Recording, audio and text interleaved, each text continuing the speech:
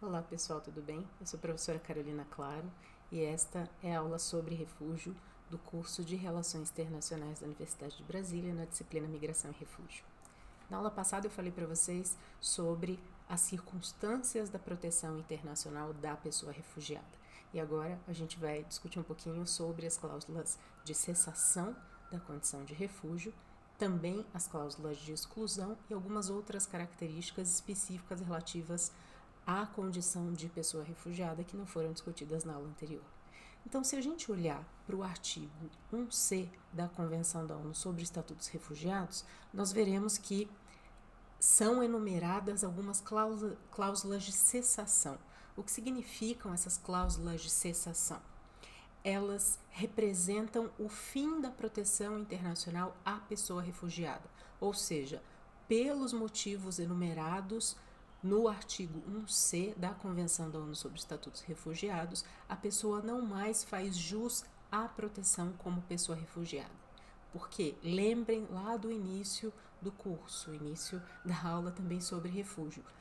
A situação de refúgio, ou a condição de refúgio é temporária, ou seja, ela pretende ser colocada sobre uma pessoa enquanto, em um grupo de pessoas, enquanto perdurar uma situação de um fundado temor de perseguição pelos motivos da convenção ou pelos motivos ampliados da definição de pessoa refugiada das legislações nacionais.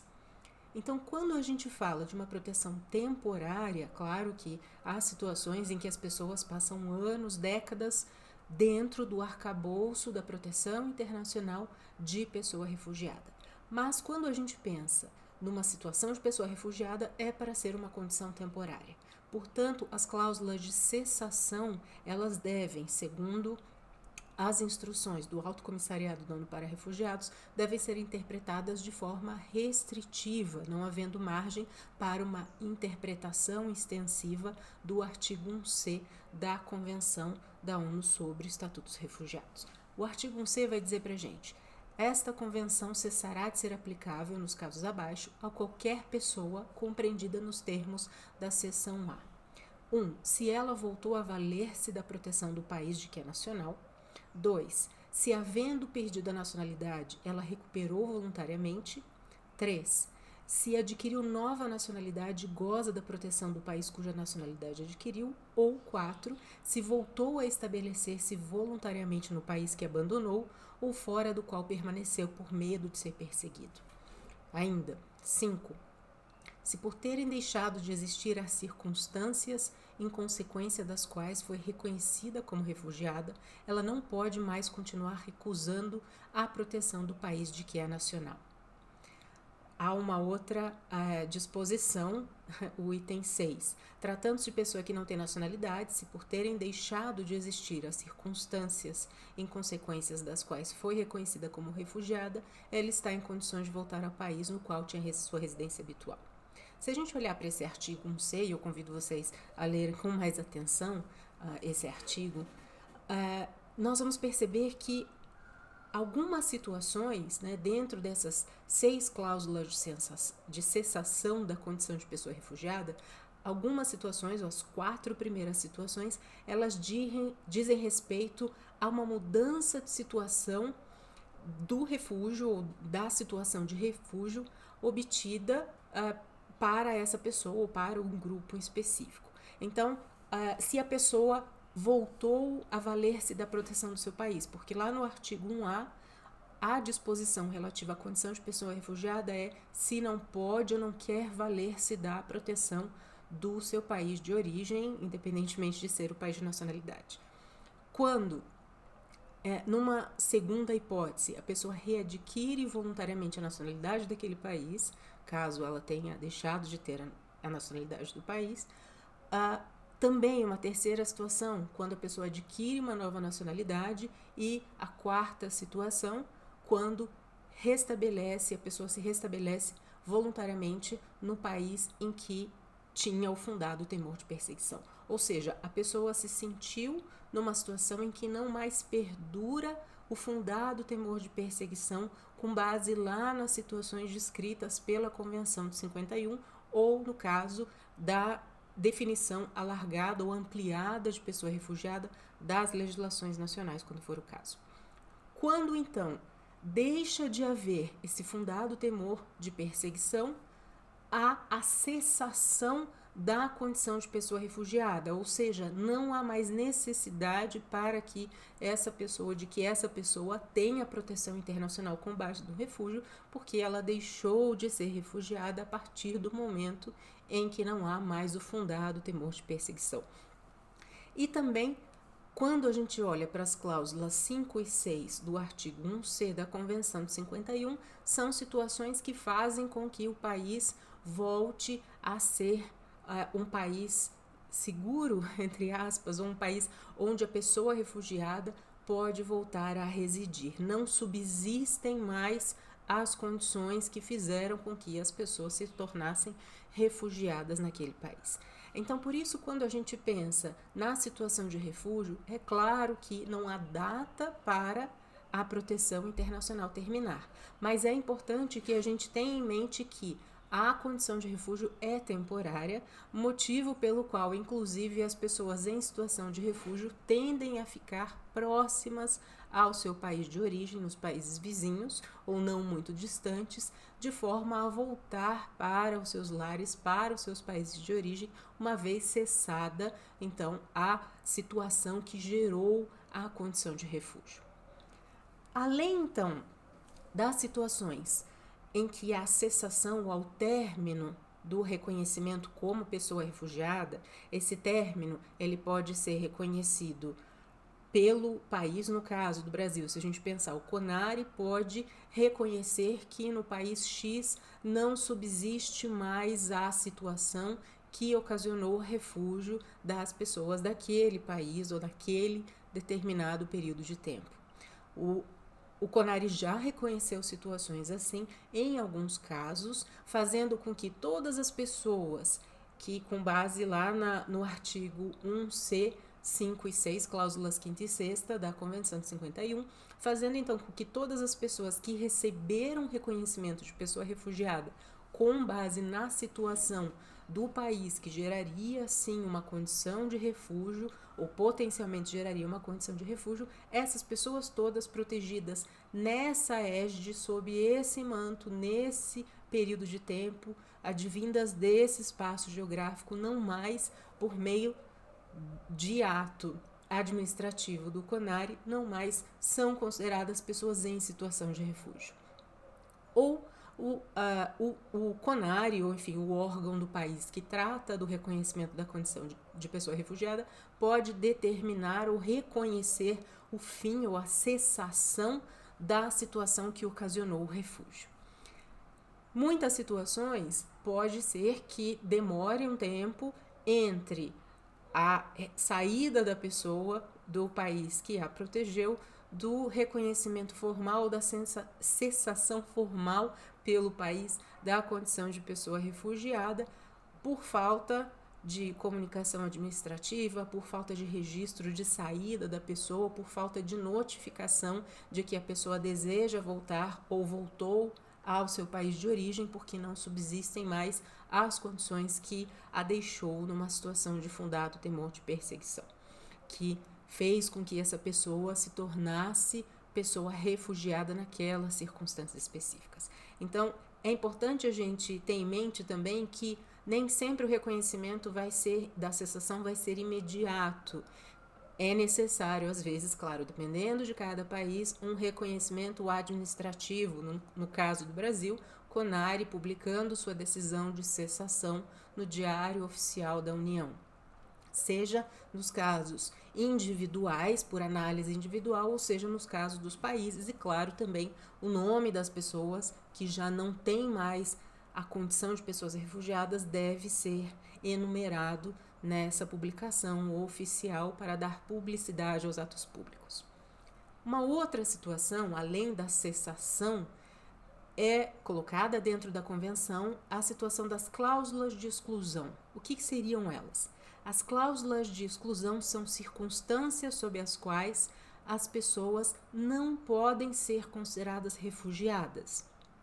Se a gente olhar o artigo 1F da Convenção da ONU sobre o Estatuto dos Refugiados, ele vai mencionar pessoas que não merecem, entre aspas, a proteção internacional de pessoa refugiada. Muitas pessoas, enfim, vão dizer, há alguma discussão na literatura dizendo que o artigo 1F seria uma punição para pessoas em determinadas circunstâncias. Não dá para a gente debater aqui, até porque é objeto da nossa aula síncrona. Mas, de toda forma, a gente tem que olhar para o artigo 1F num contexto bastante específico de quando a convenção foi criada, de quando ela foi estabelecida no sistema das Nações Unidas. Lá o artigo 1F da Convenção de 51 diz: as disposições desta convenção não serão aplicáveis às pessoas a respeito das quais houver razões sérias para pensar que a. cometeram um crime contra a paz, um crime de guerra ou um crime contra a humanidade, no sentido dados pelos instrumentos internacionais elaborados para prever tais crimes. Vejam, a Convenção é de 51. Havia algumas resoluções da ONU que explicavam o que eram esses crimes, enfim, crimes contra a paz, crime de guerra e crime contra a humanidade. E lembrando que a gente já tinha, desde 1948, a Convenção sobre a punição e repressão do crime de genocídio, que também, claro, vai entrar aqui em crimes cometidos que seriam formas de exclusão da proteção internacional de pessoa refugiada. Então, se a gente olhar hoje, nós devemos interpretar o artigo 1FA sob a égide do Estatuto de Roma do Tribunal Penal Internacional de 1998. Por quê? Porque ele vai dizer especificamente quais crimes são esses, quais são os crimes contra a humanidade, crimes de guerra, enfim, ele vai determinar, o Estatuto de Roma fala de 4 crimes ligados à perspectiva do direito internacional penal, que devem ser consideradas na interpretação do artigo 1FA. Já o artigo 1FB da Convenção de 51 sobre o Estatuto dos Refugiados diz que não vão merecer a proteção internacional com pessoas refugiadas aquelas pessoas que cometeram um crime grave de direito comum fora do país de refúgio antes de serem nele admitidas como refugiadas. Então, por exemplo, uma pessoa que teve o reconhecimento da condição de pessoa refugiada e depois de algum tempo foi verificado que a pessoa entrava nessas cláusulas de exclusão. Também, fazendo um parênteses, desculpe, esqueci de mencionar que a pessoa pode ter tido a condição de pessoa refugiada reconhecida, mas no momento posterior chegaram informações e provas de que a pessoa de fato teria cometido algum crime de direito comum, como um FB, ou do artigo 1FA, crimes contra a paz, crimes contra a humanidade, crime de guerra e, claro, crime de genocídio. Há nessa situação específica uma cessação da condição de pessoa refugiada, que volta a data do reconhecimento, ou seja, para fins de direito é como se a pessoa não tivesse tido essa condição reconhecida e, claro, benefícios relativos à documentação, à residência ou até eventualmente a uma facilitação na aquisição de nacionalidade podem ser desfeitas pelo ato administrativo que foi tornado nulo a partir do momento em que se verificou, se identificou uma situação que geraria impedimento ao reconhecimento da condição de pessoa refugiada a posteriori do reconhecimento efetivo. Deu para entender? Resumo. A pessoa foi reconhecida como refugiada, depois de algum tempo, não sei quanto tempo, mas depois de algum tempo, chegou a informação ou foi confirmada, de alguma forma, uma situação de que a pessoa tinha cometido algum crime relacionado a um crime comum, artigo 1FB, ou artigo 1FA, crimes contra a paz, humanidade, crime de guerra. E, portanto, por ato administrativo, no caso Brasil, ato administrativo, mas há países que utilizam a forma judicial para reconhecimento e cessação do reconhecimento da condição de pessoa refugiada. Então, no caso do Brasil, o CONARE publicaria um ato administrativo dizendo que a cessação ocorre desde o início do reconhecimento, ou seja, anula o seu ato de reconhecimento da condição de pessoa refugiada porque veio a posteriori uma informação, uma prova de que a pessoa não mereceria, entre aspas, a proteção internacional da Convenção de 51. Então, voltando aqui, 1FC tornaram-se pessoas que se tornaram culpadas de atos contrários aos fins e princípios das Nações Unidas, se a gente olhar lá no artigo 1º da Carta das Nações Unidas. Então, o que significa essa situação? O artigo 1F, ele vai mostrar pra gente situações em que pessoas não poderão ter reconhecidas a condição de pessoas refugiadas. Se vocês olharem na bibliografia que eu deixei para vocês, que uma delas, o Manual de Procedimentos de RSD, de Refugee Status Determination, o Acnur pontua situações de interpretação desses crimes, então mostrando exatamente, né, a fonte da interpretação desses crimes e as formas em que se deve considerar a não aplicabilidade da proteção internacional de pessoa refugiada. Mas a gente tem situações em que muitas vezes vai parecer injusto ou injusta a situação de não reconhecimento da condição de pessoa refugiada por conta desse artigo 1F. De fato, algumas situações que vêm, né, à mente são situações em que, por exemplo, uma pessoa contribuiu para um crime de guerra, crime contra a humanidade, mas de alguma forma há um vício de execução, houve alguma um vício relativo à própria culpabilidade. Em outros termos, a pessoa foi coagida a praticar determinados crimes. Uma situação muito concreta e muito discutida na literatura do direito e da política internacional em relação às pessoas refugiadas é a não aplicabilidade da Convenção da ONU sobre Estatutos de Refugiados às crianças soldado.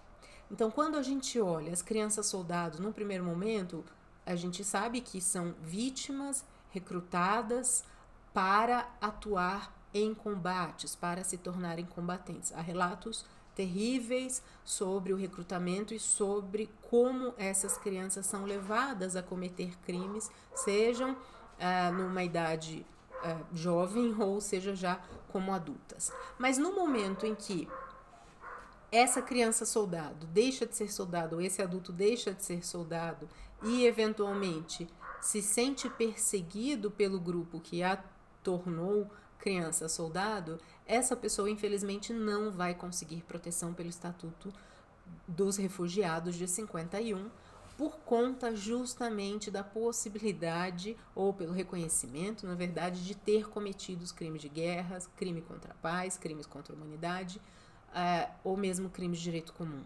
E, claro, atentar contra os princípios das Nações Unidas. Então, basicamente, quando a gente olha para a questão das crianças soldados, parece injusto. De fato, existe uma grande discussão sobre a injustiça, sobre questões éticas e morais por detrás dessa falta de proteção por pessoas que são vítimas, né? Apesar de, aos olhos do direito internacional penal, serem consideradas criminosas dentro do Estatuto do TPI ou dentro dos tratados internacionais anteriores ao TPI e dentro de resoluções da ONU também. Mas o fato é que, vejam o momento em que a convenção foi trazida à ONU, foi criada, final da década de 1940 e início da década de 1950. Então, havia um contexto político, um contexto jurídico, um contexto social muito específico por trás. Claro que não se imaginavam situações outras que pudessem trazer uma possível exceção à cláusula de exclusão, às cláusulas de exclusão. E depois de muito debate, se chegou à conclusão de que as crianças soldados não fariam de fato jus à proteção com pessoas refugiadas. Por isso, é bastante interessante a gente analisar, dentro das perspectivas jurídicas, qual proteção essas pessoas teriam, essas ex-crianças soldados. Elas estariam protegidas, num primeiro momento, pelas Convenções de Genebra sobre o Direito Internacional Humanitário, as Convenções de Genebra de 1949, não receberiam, então, claro, as outras convenções relativas à proteção de pessoas em situação de conflitos armados, mas enquanto perdurar o conflito armado interno internacional. E essas pessoas, caso haja uma suspeita, ou seja comprovada o ato contrário aos princípios das Nações Unidas, crimes comuns ou crimes contra a humanidade, crimes de guerra, crimes contra a paz, essas pessoas de fato não poderão ser reconhecidas como pessoas em situação de refúgio. Qual a categoria migratória sob a qual elas serão protegidas? Se não houver outra disposição na legislação nacional, uma legislação específica, uma proteção, uma categoria migratória específica, essa pessoa, infelizmente, não será protegida por nenhuma perspectiva de direitos humanos relativa às pessoas refugiadas ou ao direito internacional humanitário, caso a pessoa já esteja fora do conflito armado interno internacional. Então, é uma situação extremamente delicada, a gente vai discutir um pouco mais os pormenores disso na nossa aula síncrona, mas já tenho em mente que há uma polêmica, toda uma discussão da literatura por trás da questão das crianças soldado. Também situações relativas às cláusulas de exclusão, elas devem ser analisadas, sim, caso a caso, e há situações, para além das crianças soldados, em que não haveria proteção. Então, nós tivemos um caso bastante famoso do Cesare Battisti no Brasil, em que havia a suspeita, de fato, depois confirmada, de que ele cometeu crimes comuns antes da solicitação fora do Brasil. Ele, antes de chegar ao Brasil, ele passou por vários outros países, passou pela França, passou pelo México e alguns outros países no meio do caminho, e cometeu os crimes na Itália na década de 1970, se não me engano. Num primeiro momento, o CONARE não reconheceu a condição de pessoa refugiada do Cesare Battisti, justamente porque entendeu que se encontrava dentro das cláusulas de exclusão. Mesmo com toda a argumentação na falha do processo penal lá na Itália, enfim, havia toda uma situação que gerava a gente a pensar numa questão de indúbio pró-refugiado. Então, havia bastante dúvida, pelo menos, né, uma dúvida que foi trazida à baila na época, de que o devido processo legal não foi respeitado naquele caso, que as provas eram extremamente frágeis, etc, etc. Depois, ele reconheceu os crimes e, de fato, cumpre pena ainda desses crimes cometidos. Mas o governo brasileiro, o CONARE não reconheceu. De toda forma, havia uma tentativa de proteção, ele acabou ficando no Brasil, ele acabou sendo protegido ou tendo a proteção do ordenamento jurídico brasileiro, mas o CONARE já tinha dito que ele não mereceria a condição de pessoa refugiada, o reconhecimento da condição de pessoa refugiada por entrar no artigo 1FB. Sendo que, claro, o caso de Cesare Battisti, ou qualquer caso, quando não há o reconhecimento pelo CONARE, há sempre a possibilidade de recurso administrativo ao ministro da Justiça e também a judicialização, recurso judicial, como já foi analisado pelo STF algumas vezes em situações de pessoas que pleiteavam reconhecimento da condição de pessoas refugiadas e o CONARE negava. E é interessante que no caso Cesare Battisti, há a possibilidade de a gente comparar com outro caso do padre Olivério Medina, colombiano, e Cesare Battisti, italiano. A gente pode comparar e é bastante interessante porque os casos são muito parecidos e são próximos temporalmente. Numa situação do Cesare Battisti, o STF diz não, essa pessoa não é refugiada, inclusive houve, enfim, uma extrapolação da própria competência constitucional do STF em matéria de política migratória e direito das pessoas refugiadas, que já é outra história. E também, no caso do padre Olivério Medina, houve sim o reconhecimento. Então, dois casos muito parecidos. Num caso, houve reconhecimento da condição de pessoa refugiada. em sede de recurso judicial e no outro não. E isso traz bastante preocupação do ponto de vista da segurança jurídica, do conjunto probatório, etc, etc. Mas o fato é que, para fins do nosso curso, vocês devem ficar atentos ao fato de que, muitas vezes, a gente vai ter dificuldades na aplicação, tanto da cláusula de exclusão, quanto numa própria discussão judicial posterior.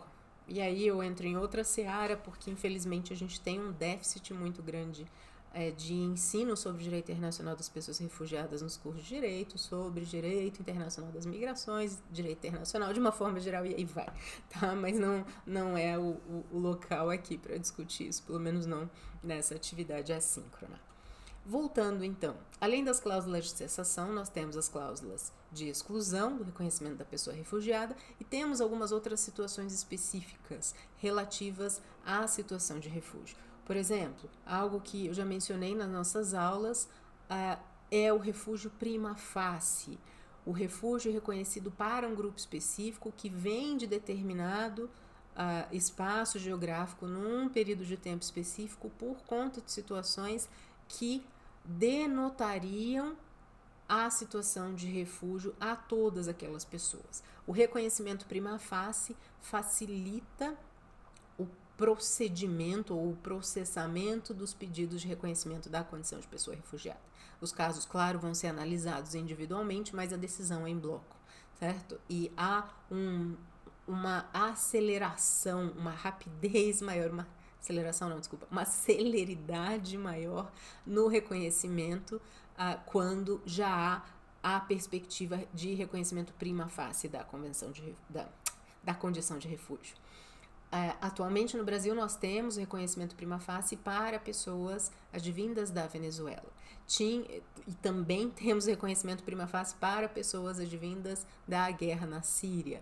Agora, com uma publicação do dia 3 de setembro de 2021, nós temos também um reconhecimento já, na verdade, uma facilitação à aquisição de vistos facilitados para pessoas advindas do Afeganistão por conta da guerra no Afeganistão e, claro, já sinalizando uma necessidade de reconhecimento prima facie dessas pessoas em situação de refúgio. Também uma outra situação relativa à convenção e que deve ser objeto de atenção é a questão dos Protracted Refugee Situations, a situação de que pessoas que estão numa situação permanente de refúgio, sendo que a condição de refúgio ela não deve ser permanente, ela deve ser por um espaço de tempo enquanto durar aquela situação de refúgio. Mas há países que têm situações de guerra ou situações que justificam o refúgio por anos e décadas. Então, nós entramos numa situação de pessoas que não são passíveis de ter o reconhecimento cessado ou de voltar ao país de origem porque a condição no país de origem não melhora e essas pessoas permanecem indefinidamente na condição de refúgio. Há pessoas que nasceram, por exemplo, em campos de refugiados e que não conhecem outra vida que não aquelas dos campos de refugiados. Então, há situações na prática bastante preocupantes em relação a situações de pessoas refugiadas que não conseguem ter a sua situação cessada por conta do fundado temor de perseguição que permanece. Outras situações também interessantes são aquelas que estão fora do escopo da proteção da Convenção de 1951, ou seja, pessoas que poderiam ser consideradas refugiadas, mas não à luz da Convenção, mas sim de outros instrumentos internacionais ou mesmo de legislações nacionais, legislações domésticas que reconhecem, por exemplo, a definição ampliada de pessoa refugiada. Então, quando a gente olha para a nossa legislação, Lei 9474 de 1997, a Lei de Refúgio Brasileira, nós temos a incorporação da Declaração de Cartagena de 1984, que amplia a definição de pessoa refugiada para aquelas que sofrem grave e generalizada violação de direitos humanos. Então, quando a gente olha para os instrumentos nacionais, há uma maior possibilidade de ampliação das formas de proteção que a Convenção de 51 dá. Alguns países, por exemplo, reconhecem a figura do refugiado ambiental como pessoas refugiadas. Na aula sobre refugiados ambientais, entre aspas, eu comento com vocês que as pessoas refugiadas, as pessoas que migram forçadamente por motivos ambientais não são refugiadas nos termos da Convenção de 1951 e do Protocolo de 1967. Isso não significa que um outro tratado internacional não possa reconhecê-las como pessoas refugiadas e também não significa que a legislação nacional não possa reconhecê-las dessa forma como pessoas em situação de refúgio.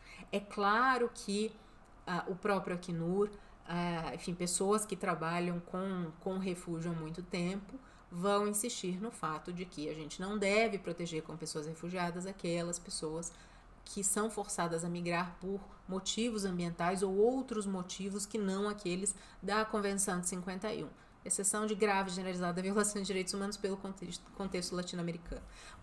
E é de se compreender a preocupação da ampliação de situações de refúgio pelo fator de perseguição, pelo agente perseguidor e também pelo próprio mandato do Acnur, pela dificuldade de se identificar quem seriam essas pessoas refugiadas por motivos ambientais ou outros motivos não expressos na Convenção. Mas tudo isso a gente vai discutir na aula sobre refugiados ambientais ou migrantes ambientalmente forçados, o nome que vocês queiram dar. Mas, de fato, é interessante a gente olhar para situações em que a Convenção não é aplicável. E nisso a gente entra em formas de proteção complementar à Convenção de 1951. Então, formas em que se tenta complementar o próprio Instituto do Direito Internacional das Pessoas Refugiadas, porque ele é de 1951, com mudança significativa em 1967, retirando lá as cláusulas geográfica e temporal, mas ainda há situações que não são previstas ou não são objeto de proteção dentro desse arcabouço normativo internacional que nós temos de proteção das pessoas refugiadas. Então, nós temos alternativas nacionais e regionais de proteção. Uma delas é a proteção complementar, que utiliza bases do refúgio, mas não necessariamente, aí vai depender de como é aplicado na União Europeia, como é aplicado no Brasil, como é aplicado em país XYZ, enfim, a condição migratória que vai se dar a essa pessoa. Muitas vezes não será dentro do Instituto de Refúgio, mas sim numa outra forma de condição migratória dentro do que nós chamamos no guarda-chuva da proteção complementar. Eu vou falar melhor sobre proteção complementar numa aula específica, porque até para mim já tá confuso, tá? Assim, a explicação para vocês fica um pouco confusa, mas só para vocês saberem, então, há situações que fogem ao escopo de proteção da Convenção de 1951 sobre o Estatuto dos Refugiados e, por isso, há outras formas no direito internacional, seja sob a perspectiva global, seja sob a perspectiva regional ou mesmo o direito doméstico, que pode criar outras formas de proteção, considerando as pessoas num guarda-chuva ainda do refúgio ou fora do guarda-chuva do refúgio, mas com uma inspiração no refúgio, por exemplo, com o princípio da não devolução, a aplicação do princípio da não devolução ou não refoulement, certo?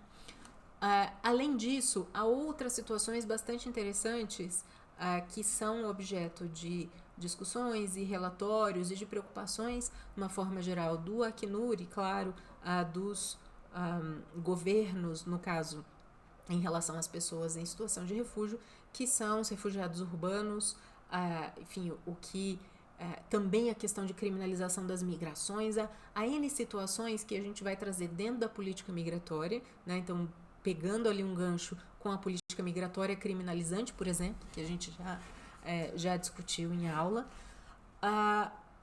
e também situações que merecem atenção no sentido não só da política, mas do direito, se não do direito que foi estabelecido pela Convenção de 51 e pelo Protocolo de 67, mas sim dos instrumentos regionais, como é o caso de outra aula nossa sobre deslocados internos, então pessoas que se deslocam internamente, que têm situações além das de refúgio, mas em que há uma diferença entre o Instituto de Refúgio e dos deslocados internos. Também as pessoas em situação de apatridia, e as pessoas que não têm nacionalidade, elas não necessariamente são refugiadas. Então, quando a gente fala de apatridia, a gente não está falando necessariamente de refúgio. Nós estamos falando apatridia como ausência de nacionalidade. Ponto. A pessoa pode fazer jus aos dois instrumentos, a proteção como apátridas, então pessoa que não tem nacionalidade, e pelo fato de ter uma origem étnico-racial, por questões relacionadas à ausência de nacionalidade para aquele grupo específico, ao grupo social, opiniões políticas, ou seja, pelos motivos da Convenção de 51, do artigo 1A, essa pessoa apátrida pode vir a se tornar refugiada. Mas não se pode afirmar que toda pessoa apátrida é refugiada e nem o contrário, que todo refugiado é apátrida de forma alguma. Lembrem-se, são institutos completamente diferentes que em algum momento podem se encontrar, mas podem se encontrar em situações específicas apenas, quando a pessoa apátrida está em situação de fundado temor de perseguição pelos 5 motivos da Convenção de 51 ou pelos motivos ampliados trazidos por Cartagena para algumas legislações nacionais, certo? E para finalizar a nossa aula, queria mencionar um pouquinho os princípios do direito internacional das pessoas refugiadas que estão dispostos na Convenção de 51. Primeiro princípio do non-refoulement, da não-devolução, que é um princípio nuclear do direito internacional das pessoas refugiadas. Esse princípio vai dizer para a gente que nenhuma pessoa refugiada pode ser impedida de ingressar ou permanecer no território estatal, no território no qual ela busca o reconhecimento da condição de pessoa refugiada ou no qual foi reconhecida como pessoa refugiada. O princípio da não devolução implica que o Estado tem a obrigação internacional de receber essa pessoa solicitante de refúgio ou refugiada reconhecida por outro país, não importa, mas a pessoa que se autodeclara refugiada, o país é obrigado a recebê-la, fazer todo o procedimento para o reconhecimento ou não da condição de refúgio. Também, enquanto perdurar o procedimento de reconhecimento da condição de pessoa refugiada, independentemente da decisão final do órgão responsável por esse reconhecimento, durante esse período, a pessoa não pode sofrer nenhuma medida compulsória para a sua retirada do território daquele estado no qual ela buscou proteção. Ou seja, não pode ser deportada, não pode ser expulsa, não pode ser extraditada. E isso vale tanto durante o procedimento de reconhecimento da condição de pessoa refugiada, quanto depois que a pessoa foi reconhecida como refugiada. O princípio da não devolução, o princípio do non-refoulement, ele indica, então, que pessoa protegida ou pessoa já protegida ou pessoa supostamente que possa ser considerada ou possa vir a ser considerada refugiada não pode estar sujeita a nenhuma medida compulsória, claro, enquanto perdurar a proteção internacional, no caso da pessoa já reconhecida, no caso do solicitante de refúgio ou da solicitante de refúgio, enquanto a decisão final não chegar com o devido processo administrativo, no caso de países que têm o procedimento administrativo, e também, claro, o devido processo legal e judicial, não só como a busca pelo poder judiciário, no caso de recursos, ou no caso mesmo do procedimento ser também híbrido em sede judicial, como em alguns países. Então, o princípio da não devolução, ele já alcançou a marca pelo costume internacional, aí trazendo lá o DIP para vocês, Estatuto da Corte Nacional de Justiça, fontes primárias de direito internacional, lembram? Costume internacional, o que é o costume? É a prática reiterada com a percepção de obrigatoriedade, de que aquela prática gera direito, gera obrigação. Então, nós temos dentro lá, isso trazendo o DIP, tá, gente? Relembrando um pouquinho o DIP, muito rasamente. Mas lembrando lá que no artigo 36 do Estatuto da Corte Internacional de Justiça, quando há a enumeração das fontes primárias, fontes secundárias do direito internacional, a gente tem que olhar para os elementos objetivos e subjetivos do costume. O princípio da não devolução, ele vem do costume internacional. Muito antes da gente falar de um instituto do refúgio, de um direito internacional das pessoas refugiadas. Já lá nos primórdios, lá no final do século XIX, quando já houve... E, na verdade, se a gente olhar para trás na história também, a gente não usava o termo refúgio ou refugiado, a gente usava alguns sinônimos, mas pessoas que sofriam perseguições por motivos políticos ou outros motivos étnicos, raciais, não deveriam, obviamente, é bastante óbvio, não devem ser devolvidas a países nos quais a sua vida, integridade física, correm sério risco. Ou não podem ser devolvidas para terceiros países nos quais também essa pessoa teria risco, enfim, de morte ou risco contra a sua integridade física e psíquica. Então, quando a gente olha para o princípio do non-refoulement, o princípio da não devolução, ele vem de um costume internacional, ele foi normatizado dentro de um tratado internacional, ele é o núcleo duro, como a gente costuma dizer, no direito internacional da Convenção da ONU sobre o Estatuto dos Refugiados, de 1951. Então, sem o non-refoulement, a gente não... E claro, sem a própria definição de pessoa refugiada, mas sem o non-refoulement, a gente não consegue sustentar, não há fundamentação, não há base sólida para a Convenção de 51. Então, a Convenção de 51, ela foi colocada... o princípio da não-devolução foi colocado na Convenção de 51 como um princípio norteador, mas ele também é um núcleo duro, sem o qual a Convenção não funciona. Porque não adianta dizer que um país vai proteger uma pessoa em situação de refúgio se esse país devolve essa pessoa ou para um terceiro país ou para o país onde ela sofre o fundado temor de perseguição, certo? Porque isso esvazia completamente a proteção de pessoa refugiada. Então, além disso, então, costume internacional, né, o princípio da não devolução, costume internacional, princípio do próprio direito internacional colocado dentro de um tratado específico, a Convenção de 51, mas também é considerado dentro da literatura jurídica internacional como norma cogente de direito internacional, segundo a qual ela não poderá ser derrogada por nenhum tratado internacional, porque ela também, eu não gosto desse termo, mas é um termo que facilita na explicação, entre aspas, ela seria uma supernorma de direito internacional.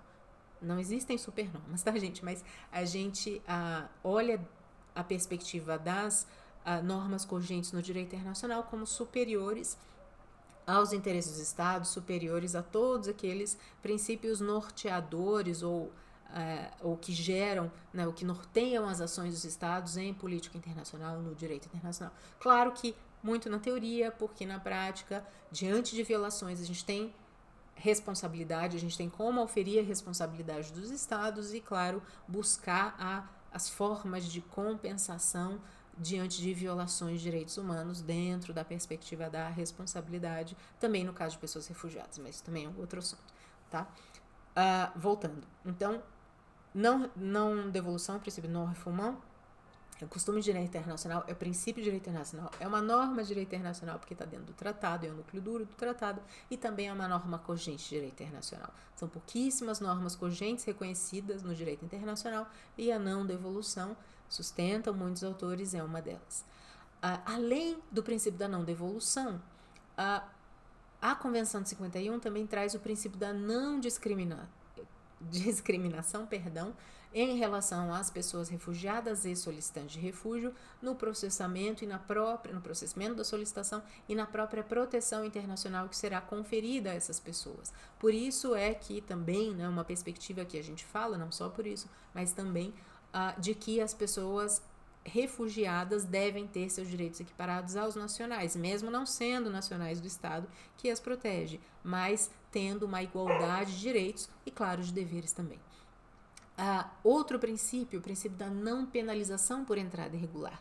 Isso é extremamente importante, porque o princípio da não penalização, que está lá no artigo 31 da Convenção de 51, por entrada irregular, ele diz respeito à não criminalização do solicitante de refúgio se entrou por vias não regulamentadas, né, ou seja, se não passou pelo controle migratório logo que entrou pela fronteira, quando houve uma entrada irregular, se houve uma estada irregular, não ilegal, tá? Irregular antes do reconhecimento da condição de pessoa refugiada ou antes do procedimento, e também uma situação que a gente tem visto na jurisprudência internacional e também em atos administrativos do Brasil e de vários países, com relação à utilização de documentos falsos para a entrada no país. Claro que isso é bastante sério, isso vai dizer respeito à situação, à legislação específica dos países, mas a convenção tenta minimizar essa situação de entrada irregular, ou mesmo, né, por extensão, interpretação extensiva, a não penalização pelo uso de documentos falsos, não justificando o crime, mas como situação pela qual era de alguma forma necessária, no caso concreto, para que a pessoa chegasse ao país de destino no qual ela solicitou o reconhecimento da condição de pessoa refugiada. Claro que cada caso terá que ser analisado individualmente e há bastante discussão sobre a aplicabilidade do princípio da não penalização por entrada irregular. E há muito advocacy, há muita pressão dos organismos internacionais e, obviamente, do Acnur, mas também da sociedade civil que trabalha com refúgio sobre a não penalização por entrada irregular. Já tivemos casos no Brasil e também temos, infelizmente, projetos de leis que falam sobre a criminalização pela entrada irregular. É uma criminalização das migrações, criminalização do refúgio, lá no PLS 236 e também em outros projetos de lei, certo? Que trazem uma perspectiva de criminalização, não só pela entrada irregular, mas também pelo uso do instituto de refúgio quando a pessoa sabe que não faz jus àquela proteção. O uso, a penalização, a criminalização seria pelo uso indevido do instituto de refúgio, sabendo que a pessoa não faria jus à proteção internacional de pessoa refugiada pela legislação doméstica e internacional, utilizando o procedimento de refúgio apenas para fins de regularização migratória, de estada, de permanência no país, pelo tempo em que dura a análise do pedido de refúgio. Então, essas seriam situações que estariam contidas dentro do princípio da não penalização. Claro que há muita discussão a ser feita dentro da legislação nacional, também um controle de convencionalidade sobre a própria convenção, um controle também sobre a legislação estatal, quando ela entra em choque com os tratados internacionais, e a gente não só pensando numa hierarquia das nas normas internas em relação aos tratados internacionais, isso vai depender do sistema de reconhecimento das normas internacionais que cada país tem, voltando lá para o DIP de novo, teoria monista, dualista, monismo, aquela coisa toda, mas a forma pela qual o Estado de fato incorpora as normas de direito internacional, né? Então a gente olhando uma perspectiva de hierarquia, mas além disso, as obrigações internacionais do país quando dizem respeito à proteção de pessoas em situação de refúgio. Então é extremamente importante a gente notar que a proteção de refúgio, em resumo, é para ser temporária, ela traz direitos, mas obviamente também obrigações à pessoa solicitante e à pessoa refugiada já reconhecida, traz muitas obrigações para o Estado com relação a não devolução, seja durante o procedimento, seja depois do reconhecimento da condição de pessoa refugiada, e o princípio da não devolução diz respeito à não tomada de medidas compulsórias contra a pessoa, para a retirada dessa pessoa do território do país de destino, do país onde ela busca a proteção de pessoa refugiada. Lembrando que a situação de refúgio, por ser temporária, tem o que nós chamamos de cláusula de cessação, lá do artigo 1C da Convenção de 51. Situações que fazem com que haja enfim, haja uma cessação, haja uma situação terminativa da proteção internacional por refúgio. Enfim, também temos, seja porque o país voltou a estar numa situação em que não há necessidade de proteção internacional, ou porque a pessoa voluntariamente voltou para o país, ou porque ela adquiriu nacionalidade de novo daquele país, enfim, por circunstâncias bem específicas, 6 situações descritas lá no artigo 1C. Também lembrando a questão das cláusulas de exclusão, situações em que a pessoa não pode ser considerada refugiada. Também essas cláusulas devem ser interpretadas de maneiras restritivas, dá margem à discussão sobre aplicabilidade para criança-soldado, por exemplo, estão trazendo todas as questões éticas, questões morais relativas à própria culpabilização dessas crianças, enfim, a todos os excludentes que a gente pensar de licitude, de culpabilidade lá do direito penal, né? Não só, obviamente, do direito doméstico, mas de toda a história, os princípios que regem o do direito penal no nosso sistema jurídico ou no sistema romano-germânico e também nos outros sistemas de direito, claro. E também a gente olhar para os princípios que norteiam a Convenção da ONU sobre Estatutos de Refugiados. Não é simples, como vocês puderam perceber nas leituras, nos encontros síncronos e, claro, nas aulas gravadas, no qual a gente acaba perdendo muito, né, em termos de discussão e complementação, às vezes, né, também da matéria, mas, claro, nas aulas síncronas a gente tem a oportunidade de rever esses temas e de discutir com profundidade alguns outros aspectos. Então, não é, enfim, foi só uma pincelada na Convenção de 51, uma pincelada sobre o direito internacional das pessoas refugiadas e, claro, a gente tem vários outros aspectos para identificar ou para aprofundar dentro da proteção internacional de pessoas refugiadas, ok? Gente, obrigada, até a próxima aula.